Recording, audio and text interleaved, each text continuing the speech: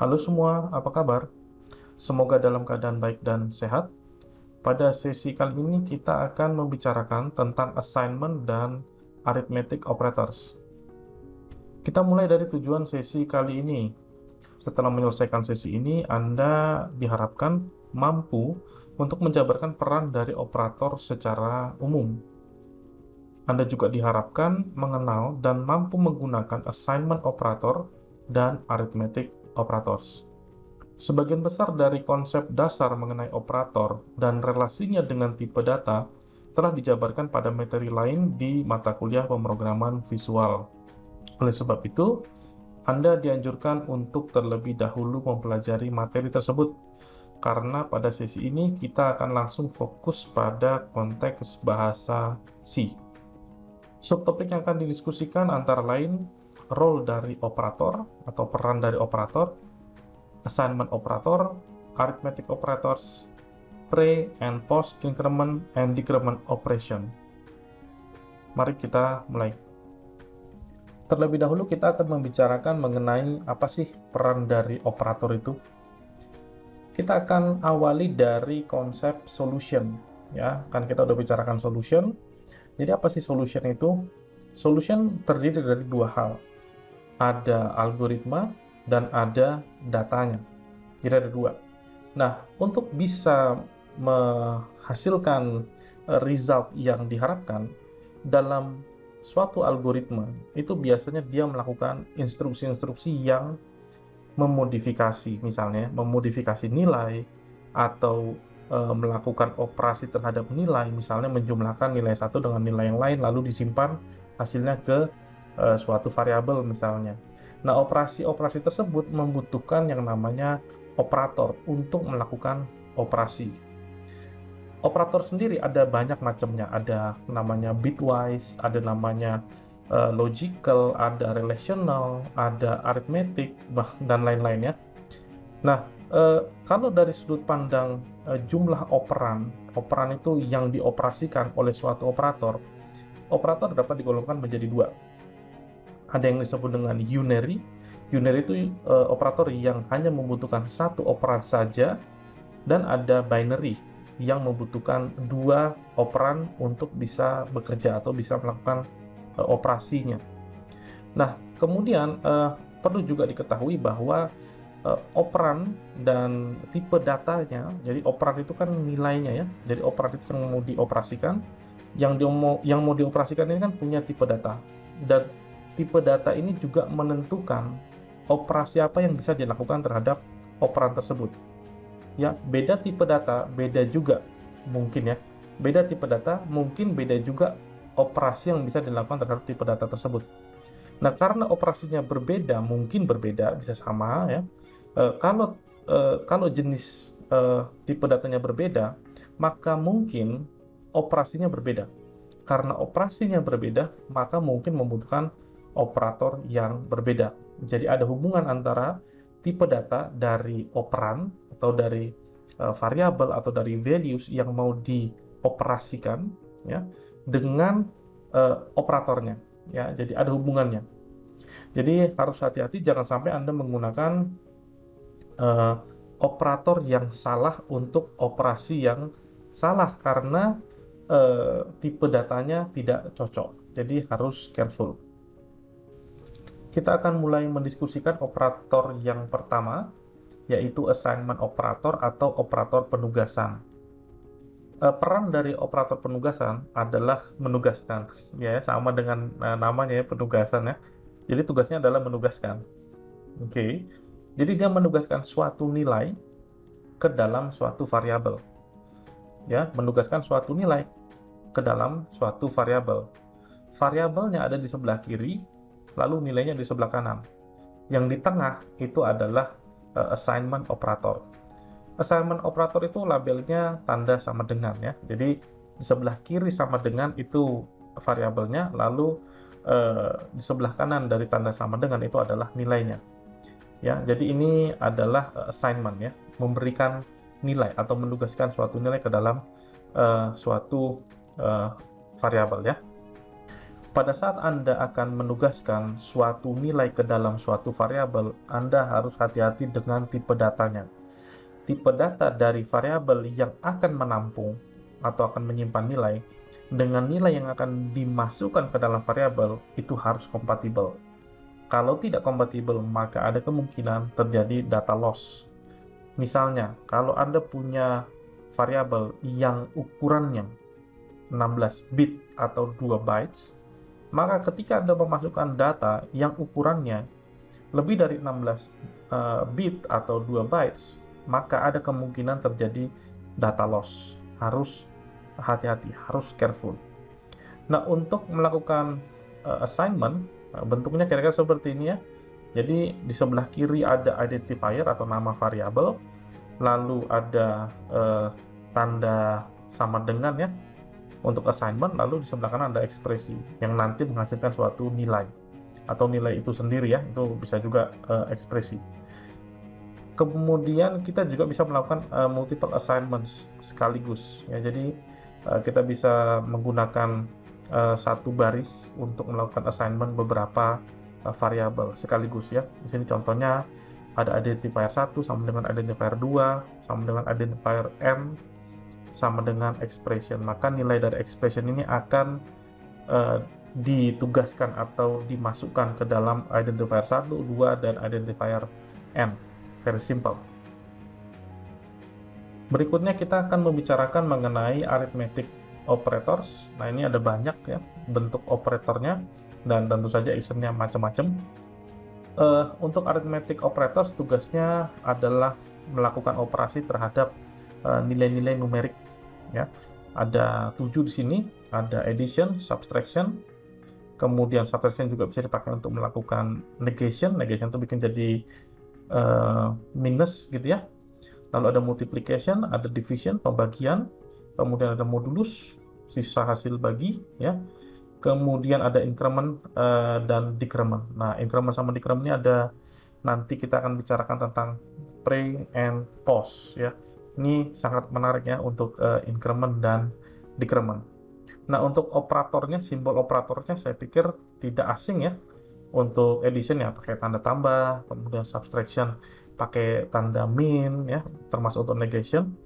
Kemudian multiplication pakai asterisk ya, bintang gitu ya, asterisk. Lalu division pakai slash. Kemudian modulus pakai persen. Lalu increment pakai double plus ya, dua tanda tambah gitu ya, yang sekuensial ya, jadi plus plus gitu ya, sekuensial. Dan untuk decrement itu min-min ya, jadi sekuensial juga tapi tandanya negatif. Nah, kemudian ada di sini yang namanya compound operation ya, compound operation. Jadi compound operation ini adalah dua buah operator yang dikombinasikan sekaligus ya. Jadi di sini kita ambil sebuah contoh, misalnya S plus sama dengan 3 ya. S plus sama dengan 3 itu sama dengan S sama dengan S plus 3 gitu ya. Jadi dia menjumlahkan dirinya sendiri, lalu hasil penjumlahannya di assign ya, atau ditugaskan ke dalam dirinya sendiri. Dan di sini ada beberapa contoh yang lain, misalnya kita punya sebuah variabel short ya, S namanya, nilainya adalah 10, kita inisialisasi dengan nilai 10, lalu kita lakukan compound operation. Untuk compound operation yang pertama kita lakukan S plus sama dengan 2. Nah, ini artinya sama dengan, ya ini sama dengan, bisa digantikan dengan gitu ya. Bisa digantikan dengan S sama dengan S tambah 2. Jadi S ditambah dengan 2 hasilnya dimasukkan ke dalam S. Kira-kira gitu ya. Mudah-mudahan dia nggak kedinginan ya karena dimasukkan ke dalam S. Oke, saya bercanda ya. Nah, kemudian kita lihat compound yang kedua, itu S dibagi 3 gitu ya. Jadi S dibagi 3 hasilnya dimasukkan lagi atau di-assign ke S. Lalu yang compound yang ketiga perkalian ya. Jadi S dikali 4 lalu hasilnya dimasukkan ke dalam S. Kedinginan nantinya. Waduh, saya jadi ngelantur nih. Nah, kemudian yang keempat S modulo 2. Jadi S di modulo 2 hasilnya disimpan ke dalam S, ya. Jadi kira-kira seperti itu untuk compound operation. Jadi ini ya agak menarik ya, cuman nggak terlalu aneh sebenarnya, nggak terlalu memusingkan. Nah, nanti kita akan bicarakan habis ini pre dan post increment dan decrement, itu baru seru. Oke, kita lanjut ya. Berikutnya kita akan membicarakan mengenai pre and post increment and decrement. Nah, apa ini? Pada intinya increment itu tadi simbolnya double plus ya, plus plus gitu ya. Kalau decrement itu min min. Jadi plus plus dan min min ya simbolnya ya. Seperti namanya increment artinya naik ya, meningkatkan, menaikkan ya, increment. Kemudian decrement itu kebalikan, menurunkan, mengurangi gitu ya. Nah, sesuai dengan namanya, kita juga bisa memahami apa nanti tugasnya ya. Untuk increment itu sama dengan menaikkan by one ya. Jadi menaikkan suatu variabel, nilai dari suatu variabel dengan satu. Jadi kalau ada variabel misalnya nih, Anda punya S sama dengan satu, misalnya S ini short ya. Jadi Anda punya S sama dengan satu. Kemudian Anda lakukan S plus plus. Artinya sama dengan S tambah satu. Ya, jadi ditambah satu. Exactly one gitu ya. Nah, kalau decrement sebaliknya, misalnya Anda punya S sama dengan satu, lalu Anda lakukan decrement, misalnya min min S, gitu ya, itu equal dengan S sama dengan S dikurang satu. Ya, jadi mengurangi satu, exactly one, itu disebut dengan decrement. Kita bisa simbolkan dengan min min. Untuk menaikkan exactly dengan satu, itu disebut dengan increment, disimbolkan dengan plus plus, gitu ya. Jadi ide dasarnya increment adalah menaikkan variabel tersebut, nilai dari variabel tersebut dengan exactly one, sementara kebalikannya decrement untuk mengurangi atau menurunkan nilai dari suatu variabel dengan exactly one, ya, dikurang satu, gitu ya. Nah, kemudian ada yang bentuknya pre, ya, mendahului si operan, dan ada yang bentuknya post, setelah operan. Jadi plus plus S dengan S plus plus itu lain. Ya, dua-duanya sama-sama nambahin satu, tapi perilakunya lain. Ya, kita akan bahas pada bagian ini. Kita akan mulai dari pre-increment dan pre-decrement. Secara umum, pre-increment atau pre-decrement itu simbolnya, simbol plus plus atau simbol min min itu akan mendahului operan. Ya, jadi misalnya min min S atau plus plus S. Nah, itu contoh yang pre ya, mendahului ya. Nah, ketika suatu operan diberi pre-increment atau pre-decrement, maka proses increment atau proses decrement itu immediate, harus segera dilakukan, yaitu priority. Nah, sebaliknya kalau dia post, artinya tanda plus plus atau min min ya, operator plus plusnya atau operator min min itu ada di belakang operan. Jadi misalnya contoh nih, S plus plus atau S min min gitu ya, itu kan ada di belakang dari operannya adalah S. Nah, ketika ada di belakang atau post, maka proses increment atau proses decrement itu terjadi belakangan ya. Jadi berbeda dengan pre tadi apa? Duluan, ya, didahulukan, diprioritaskan. Ini harus dilakukan terlebih dahulu, itu kalau pre. Kalau post enggak, penjumlahannya itu dilakukan belakangan, atau bukan penjumlahannya, increment-nya itu dilakukan belakangan, atau decrement-nya itu dilakukan belakangan. Nah, kita akan lihat contoh sehingga lebih clear ya. Di sini kita punya sebuah code yang sederhana. Di sana ada dua buah short variables, R dan S. Kemudian R ini sebenarnya result gitu ya. Nah, result R kita set dengan 0, lalu S kita set dengan 1. Ingat, S nilainya 1. Kemudian di sini kita lakukan proses atau melakukan operasi pre-increment, di mana R sama dengan plus plus S, pre. Kenapa pre? Karena plus plusnya mendahului S, mendahului operannya adalah S. Jadi R sama dengan plus S. Nah, yang terjadi adalah increment dulu. Jadi S itu diincrement dulu dengan 1. Dampaknya adalah yang tadinya S-nya itu 1 jadi 2, gitu ya. Nah, karena S-nya sudah bernilai 2, lalu nilai S itu di-assign juga ke R. Dengan demikian, R dan S sama-sama nilainya 2. Jadi setelah eksekusi dari perintah ini, ya, instruksi ini, maka nilai R adalah 2 dan nilai S adalah 2. Jadi sama-sama 2 kebetulan di sini ya. Nah, sekarang kita lihat yang post increment ya. Ini operasi post increment yang baris kedua ya. Nah, di baris kedua ini instruksinya adalah R sama dengan S plus plus. Ya, diperhatikan di sana S plus plus. Jadi ada di belakang setelah operan. Operannya adalah S, sementara operasi plus plusnya atau operasi incrementnya ada di belakang. Artinya operasi penjumlahan ya, operasi increment itu belakangan. Belakangan dari siapa? Belakangan dari assignment.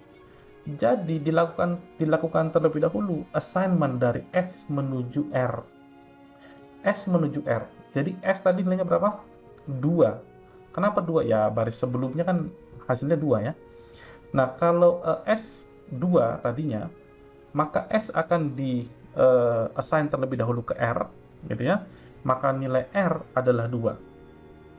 Baru kemudian S dijumlahkan dengan 1 atau ditambah 1 atau di-increase 1, gitu ya. Nah, yang tadinya S-nya itu nilainya 2 menjadi nilai 3. Maka setelah instruksi ini, nilai R adalah 2, nilai S adalah 3, gitu ya. Jadi di sini si R itu tidak sempat menikmati increment-nya si S karena proses increment-nya belakangan. Nah, itu. Nah, sekarang kita lihat yang decrement ya. Di perintah ketiga, instruksi yang ketiga di sini. Di sini ada pre-decrement. Jadi min S gitu ya. Ingat tadi nilai S di atas berapa? Terakhir 3 ya. Nah, itu kan udah ada komentarnya di atas ya. Jadi S 3 ya. Nah, di sini instruksinya adalah R sama dengan min S. Artinya di sana ada pre-decrement ya. Jadi dilakukan decrement terlebih dahulu. Ini didahulukan ya. Maka ketika di instruksi ini nilai S pada saat itu adalah 3. Jadi nilai S dikurangi 1 terlebih dahulu menjadi 2. Setelah menjadi 2 baru diassign ke R.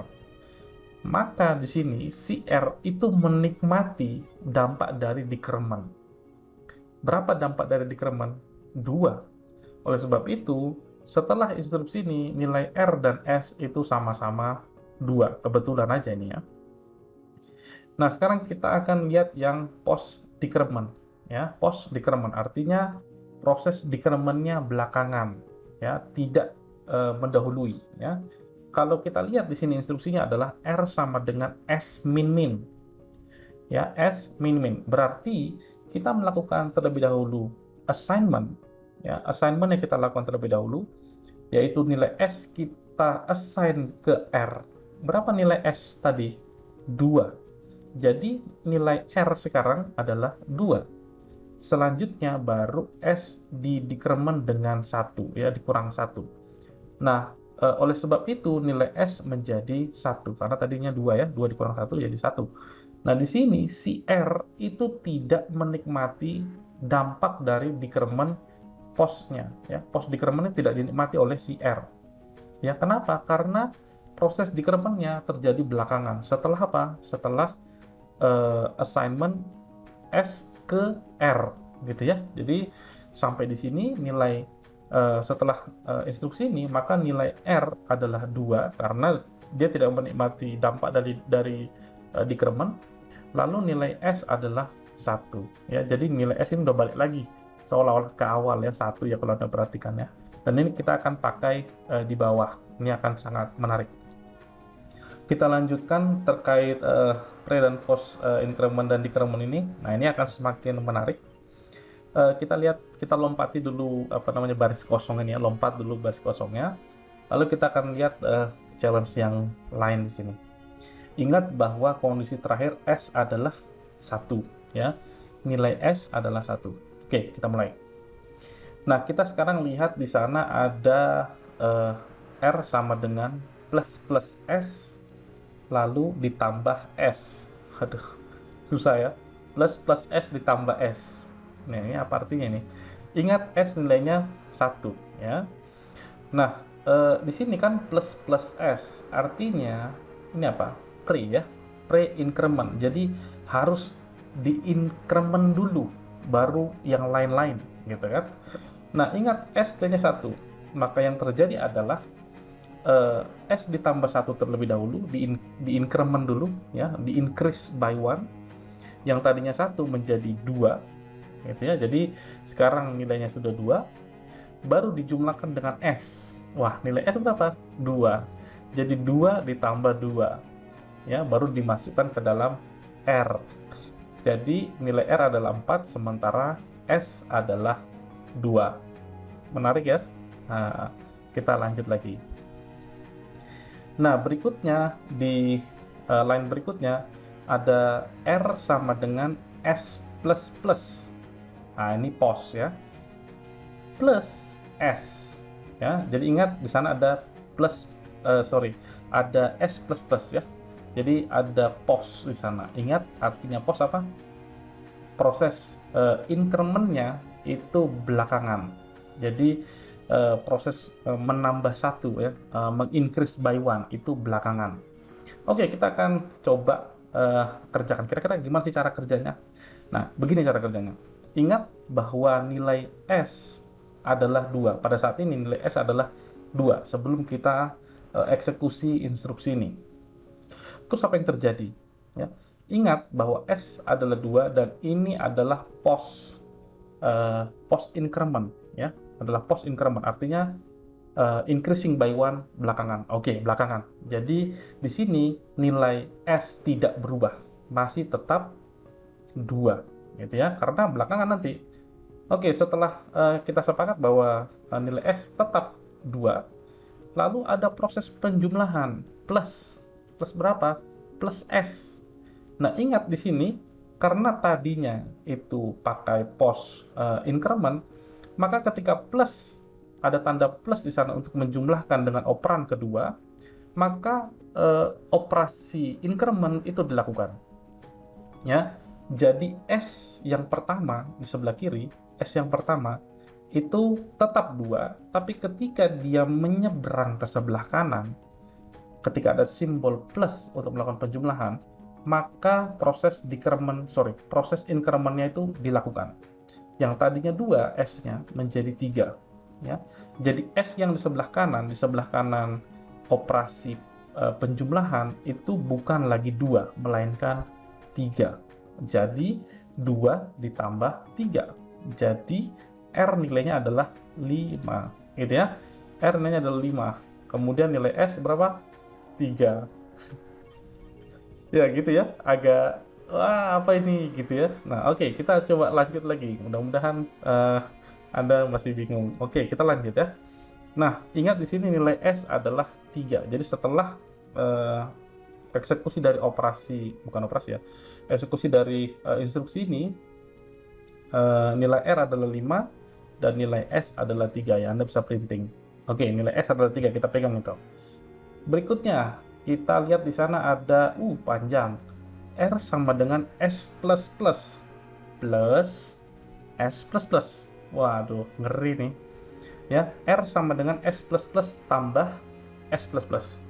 Berarti di sini ada dua post increment ya. Ingat post increment artinya belakangan di increment ya. Increment-nya belakangan ya. Ya, increment-nya belakangan.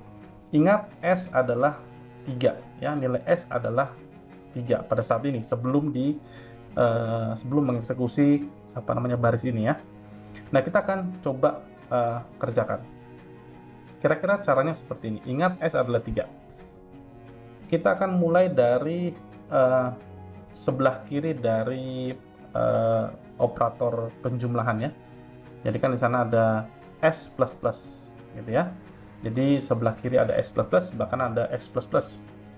So what? Kita mulai dari sebelah kiri ya. Nah, yang di sebelah kiri S++ artinya proses increment-nya belakangan, gitu ya. Jadi increment-nya belakangan, maka di sini nilai S masih 3, gitu ya, nilai S 3. Kemudian ketika ada tanda plus, dia mau nyebrang ke sebelah kanan, di situ dieksekusilah proses increment-nya. Dengan demikian, maka S yang menyeberang ke sebelah itu bukan lagi 3, melainkan 4. Ya, jadi yang di sebelah kanan, S++ itu, S itu nilainya sudah bukan 3 lagi, tapi 4. Gitu ya. Nah, ingat bahwa di sana S++ artinya proses increment-nya ditunda belakangan. Belakangan setelah apa? Setelah 3 ditambah 4. 3 ini dari mana? 3 ini yang sebelah kiri ya. 4 ini yang S tadi. S yang belum kena plus-plus gitu ya. Ya, agak bingung ya. Jadi, kira-kira ini seperti itu. Maka kita jumlahkan 3 ditambah 4. R menjadi 7. Nah, setelah itu baru S-nya di plus-plus, di increment dengan 1. Ya, bingung. Oke, fine.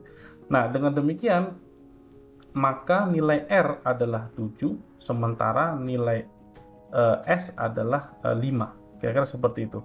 Nah, untuk yang di bawah ini semakin seru, tapi saya pikir saya skip aja supaya Anda bisa mengeksplor, gitu ya. Nah, kita akan coba lihat in detail kira-kira seperti apa sih modelnya.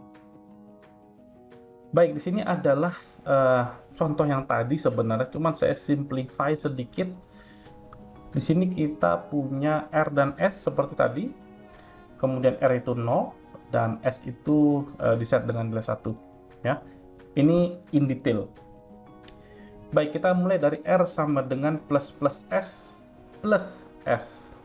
Ya, kita lihat yang operasi pertama atau baris instruksi yang pertama ya.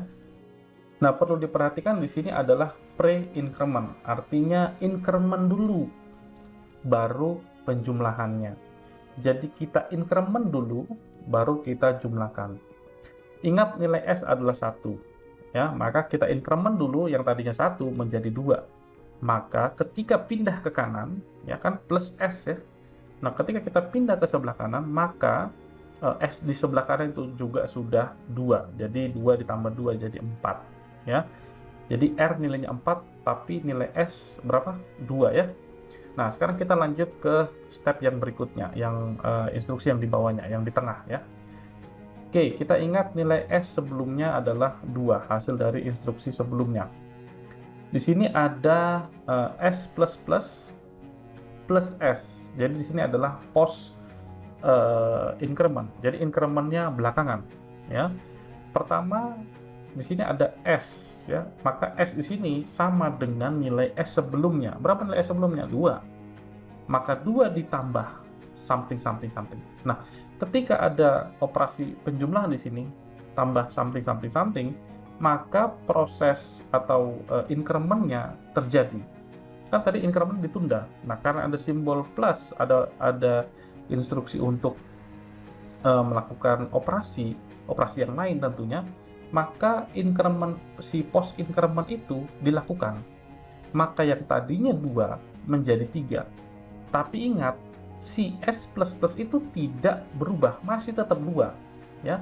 Ketika dia pindah ke sebelah kanan dari operator addition atau operator penjumlahan, disitulah baru post increment-nya itu berdampak ya. Jadi S yang di sebelah kanan itu adalah S yang baru, bukan S yang sebelumnya, atau bukan S yang belum kena post increment ya. Ingat, post increment-nya di sini terjadi ketika ada operasi addition. Jadi dia ketika pindah ke sebelah kanan, di sana dilakukan proses post increment-nya. Jadi di sini nilai S yang sebelah kiri itu masih 2, masih sama dengan yang sebelumnya, tapi S yang sebelah kanan itu sudah tidak sama lagi karena sudah terdampak post increment ya. Post increment terjadi kapan? Ketika ada simbol atau ketika ada operasi addition di sana. Ya, ada simbol plus gitu ya. Maka nilai S yang di sebelah kanan itu tidak sama dengan yang di sebelah kiri. Sebelah kiri masih 2, sebelah kanan sudah 3. Jadi kalau dijumlahkan 5 ya. Dan nilai S yang terakhir adalah 3. Nah, sekarang kita akan masuk ke operasi yang atau instruksi yang paling akhir ya. Nah, di instruksi yang paling akhir ini ada R sama dengan S++ plus S++. Wah, ganas. Ingat bahwa nilai terakhir S di hasil instruksi sebelumnya adalah 3. Maka di sini ya, di sebelah kiri itu kan S++. Maka post decrement ya, kan post decrement ini, sebelah kanan juga post decrement sih. Nah, tapi kita lihat yang sebelah kiri terlebih dahulu. Di sini karena post decrement, maka proses decrement-nya itu terjadi belakangan. Ya. Jadi di sini nilai S masih sama dengan hasil dari yang sebelumnya, instruksi sebelumnya. Berapa nilainya? 3. Ya. Lalu ketika ada operasi penjumlahan, ya sebelah yang di tengah ini ya, ada operasi penjumlahan, maka terjadilah post increment ya, ditambah 1. Jadi S ditambah 1 menjadi 4 ya. Jadi 3 ditambah 1 jadi 4. Nah, maka nilai S yang di sebelah kiri itu 3 sama dengan yang sebelumnya, tapi ketika ada operasi penjumlahan, maka S yang di sebelah kanan itu sudah tidak lagi 3, tapi sudah jadi 4 karena terdampak dari post increment gitu ya. Nah, di sebelah kanan sendiri itu juga post increment. Nah, karena post increment, maka nilainya, nilai S di situ, itu adalah nilai 4. Kenapa 4? 4 ini adalah dampak dari proses sebelumnya. Apa proses sebelumnya? Yaitu post increment. Ya kan? Jadi nilai S di sini masih 4. Kapan? Kapan kita tambah 1 lagi? Nanti setelah proses penjumlahannya selesai. Nah, di sini kita akan menjumlahkan 3 dan 4. Nah, setelah 3 dan 4 dijumlahkan menjadi 7, 7 kita masukkan ke R, ya, 7 kita masukkan ke R, kemudian baru si S, yang paling akhir tadi, S++ tadi, plus-plusnya dilakukan. Ya, jadi proses post increment-nya baru terjadi di akhir. Jadi kemudian nilai yang tadinya S itu 4 menjadi 5. Ya, di sebelah kanan saya sudah coba buat skematiknya. Untuk kasus yang pertama, baris yang pertama atau instruksi yang ini ya, yang plus S ditambah S, itu kira-kira skematiknya seperti itu ya. Jadi S plus sama dengan 1, lalu ditambah S ya. S plus sama dengan 1 berapa? Karena S nilainya 1, maka S plus sama dengan 1 adalah 2. Maka 2 ditambah 2 menjadi 4 gitu ya. Nah, kalau kita lihat di instruksi yang baris berikutnya, di sana S++ ditambah S gitu ya. S++ ditambah S. Di sini artinya atau bisa diskemakan sebagai berikut. S ditambah S plus sama dengan 1 ya. Jadi kalau dijumlahkan, kalau dioperasikan, ingat tadi S sebelumnya adalah 2, jadi 2 ditambah 2 plus 1, berarti 2 ditambah 3 ya, jadinya 5. Nah, kita lihat yang terakhir ya, ini instruksi yang terakhir. Instruksi yang terakhir adalah R sama dengan S++ ditambah dengan S++, ini yang paling ganas ya. Nah, di sini kalau kita perhatikan skematiknya kira-kira seperti itu ya. Jadi skematiknya adalah S ditambah S plus 1 ya, S plus sama dengan 1 ya. Ini compound yang tadi. Jadi S yang sebelumnya adalah 3, jadi 3 ditambah 3 tambah 1, 4 ya. Jadi 3 tambah 4, berapa tuh? 7 ya. Jadi 7 lah yang masuk ke R. Lalu kita tambahkan lagi nilai S dengan 1, atau ada compound 1 gitu ya, S compound 1. Dengan seperti itu, maka kita dapat menyelesaikan kasus ini. Anda coba bereksplorasi. Nah, untuk coba-coba kasus ini biasanya jadi challenge yang menarik ya. Saya pikir itu untuk pre dan post increment dan decrement. Mudah-mudahan menarik. Nah, ini ada beberapa saran buat Anda untuk mau berlatih ya, berlatih menggunakan compound operator. Coba Anda eksperimenkan gitu ya. Lalu coba main-main juga dengan pre and post increment and decrement. Ini sangat-sangat menarik ya. dan challenge-nya sangat-sangat pokoknya sangat menantang gitulah ya. Silakan Anda coba-coba, Anda eksperimenkan dengan kasus-kasus yang simpel supaya Anda bisa ngerti. Saya pikir cukup untuk sesi kali ini. Semoga bermanfaat dan sampai ketemu lagi pada sesi-sesi pembelajaran lainnya. Ciao.